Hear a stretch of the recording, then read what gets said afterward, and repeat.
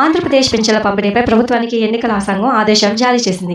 గతంలో ఇచ్చిన ఆదేశాలను పాటించాలని స్పష్టం చేసింది. అలాగే మరికొన్ని సూచనలు చేసింది. ఆంధ్రప్రదేశ్లో పింఛన్ల పంపిణీకి సంబంధించి కేంద్రం ఎన్నికల సంఘం సిఎస్ జవహర్ రెడ్డికి కీలక ఆదేశాలు ఇచ్చింది. వృద్ధులకు పింఛన్ల పంపిణీలో ఎలాంటి ఇబ్బంది రాకుండా చూడాలని ఆదేశించారు. గతంలో పింఛన్ల పంపిణీ విషయంలో చాలా ఫిర్యాదులు వచ్చాయని గుర్తు చేసిన ఈసీ గతంలో ఇచ్చిన ఆదేశాలను ఖచ్చితంగా పాటించాలని సూచించింది. ఇంటింటికి పింఛన్ల పంపిణీ చేయాలని, కుదరని పక్షంలో డిబిటీల రూపంలో చెల్లించాలని తెలిపింది.